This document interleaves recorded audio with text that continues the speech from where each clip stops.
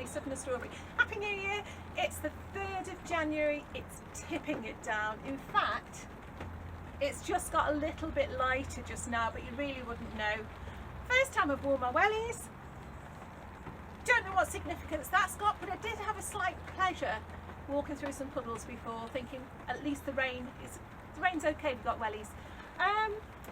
Too muddy to do anything at all in the allotment, but I just thought I'd have a quick look round, show you what I've got going, and then we'll probably just go and look in the greenhouse and sit there and keep out of the rain. Okay, so come with me, we'll have a look at some mud.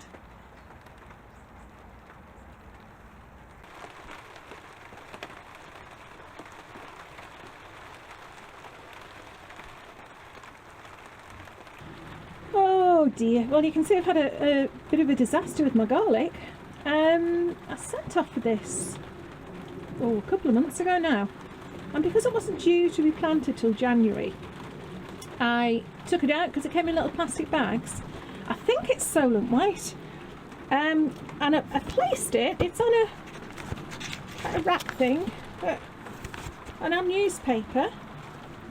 Oh, that's what's happened. I put it on newspaper because the newspaper, apparently something in the ink is astringent, so I thought, you know, it'd be quite safe on there, but obviously, because I haven't been up and checked, the newspaper's got very damp. That's actually, it's not wet, but obviously it's damp, and that's come through to, look, oh, I don't even want to bring that closer. Ugh. Ugh.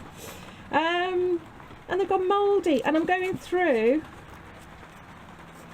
there's maybe one or two aren't too bad. And that one started sprouting. So one or two aren't too bad, but that one, I'm pretty sure, I don't really want to take the paper off, but I'm pretty sure if I take that off, oh look, that's not good. That's pretty much rotted inside, and the majority of them like that. So that's my Solent White garlic. So I'm going to have to desperately look around and see if anyone else is selling them, because I'm sure everywhere's sold out now. Okay, well that is a disappointment, but it's also a learning curve. Don't expect your newspaper to stay dry in a shed that may be damp, if that makes sense. Wise words. Wise words. I'm full of them. On the other hand, the dahlias seem fine. They've just been, again, they haven't been on newspaper. They've been in this rack, which is just, so it's got nothing underneath, nice and airy, and a bit of sacking on top. And yeah, they've survived quite well. Quite pleased with them. Saying that though, you know, they do feel a little bit damp. Move them around a little bit. I've still got some soil on there. Should have got all that soil off. As long as it dries, really, you realise there's still some soil on. But still, yeah, pleased with them. They haven't gone mouldy, and if they haven't gone mouldy, that's a plus. Okay, that's good. Bye bye. Back to sleep.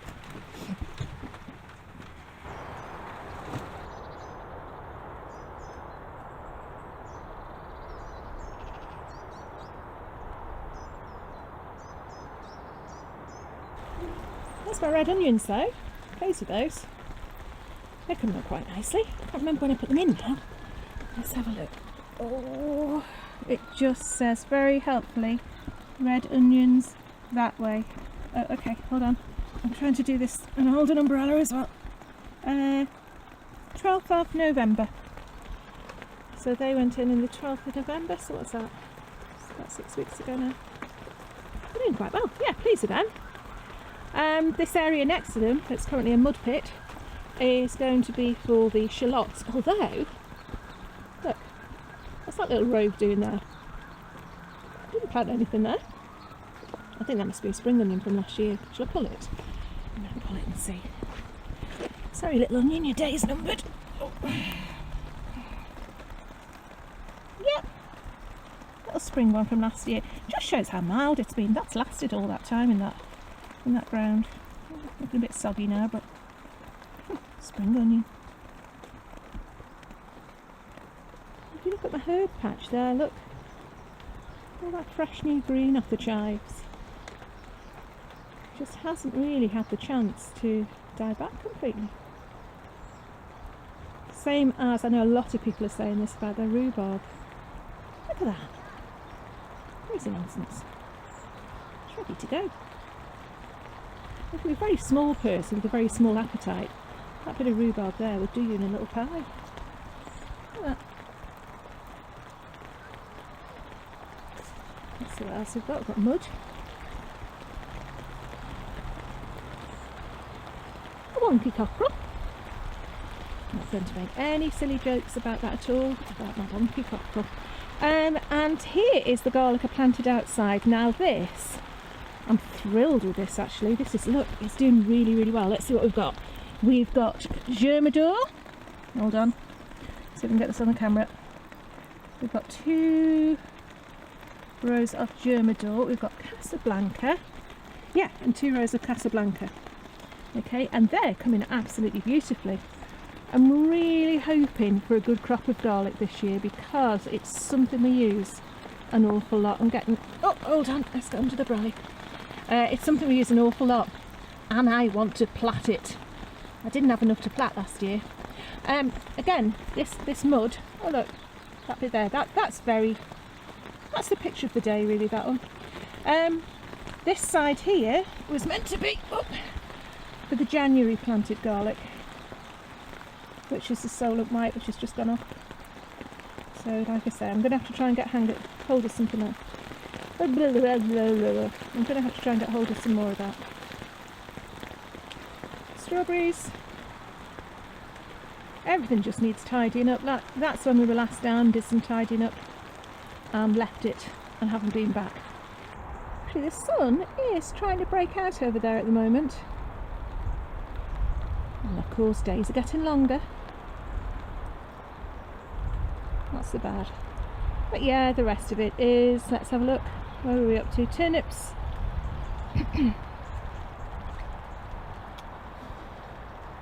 What have these been? These have been, oh, our Cavolo Nero kale. It was okay, the kale. Not a lot of it left. In fact, oh no, that's not the Cavolo Nero. No, there we go. That's the Cavolo Nero kale. There's only a tiny bit left. But, and this is courtesy of Julie Drake here, she gave me the idea to get a dehydrator, which I know it is the gadget of the year, kitchen gadget wise. But I'm going to have a little go at drying some kale and making some kale crisps, or kale chips, or kale somethings. Okay.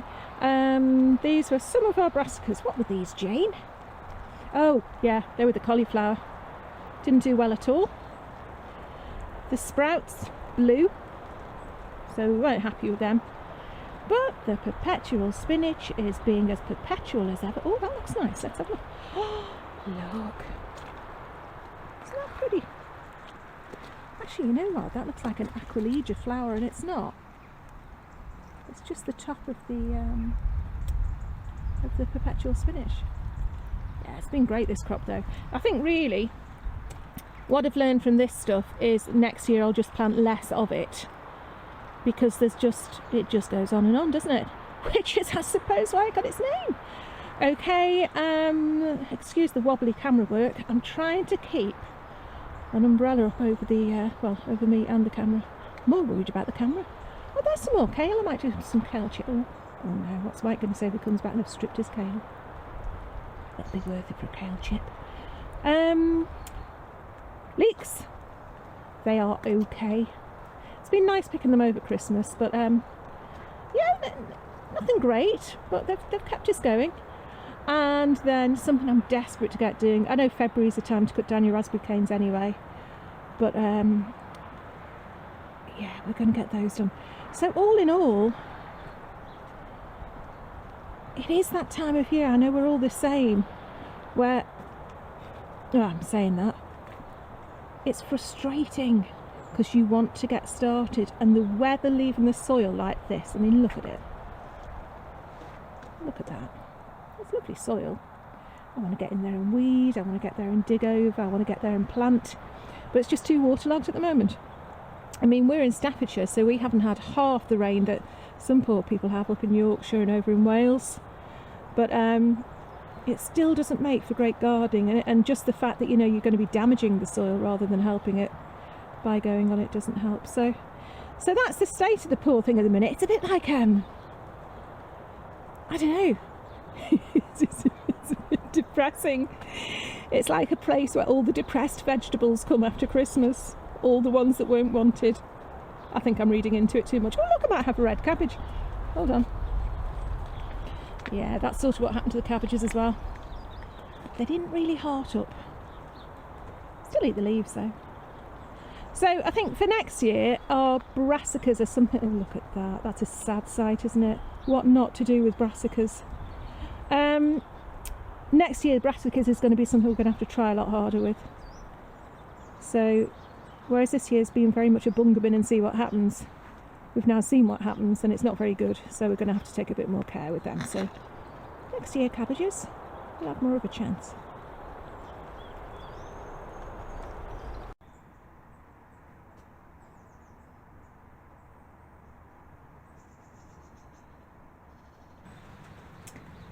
And here's the seed tins. Look at that. Nice and tidy. Really, really organised. What can be done with those? Surely, Jane. Surely they're completely organised and you know exactly what you're doing. Look at that. A lovely tin with some nice markers marking all the months, apart from March, which has strangely disappeared, to plant our seeds in. Organising them beautifully. What could go wrong? How could that system fail? This is how it fails. This is how it fails. You keep a load of seed packets from the years before, you buy new ones in the sales, and before you know it, you've got too many to go in the tin. So, this afternoon, I think with the weather being quite so miserable, that's one of the jobs I'm going to be doing, organising, because I know a lot of people are starting to sow things now. And that's worrying me because I always think the sowing season begins in February, March. But people are talking about sowing things. So I'm going to sort out what needs doing and if there's anything urgent. So wish me luck. If only there was a garden fairy that could come and do this for me. Good heavens, I do believe in fairies. Look what's happened. The garden fairy has actually put everything in order. You know, and it's really weird because the fact that I didn't have one of these little tags for March doesn't matter because, as you know, March is the major planting sowing season. And look, I couldn't have fit all those in between one little thing. So March has got a little compartment of its own. And that can be the seed bits and bobs. And these are all bits that, extras that I'm not going to sow this year. These are seeds that I'll either give away or share or something or other, or if I sort of feel like something, a bit of a change. They're not pressing, they're not the ones I want to sow.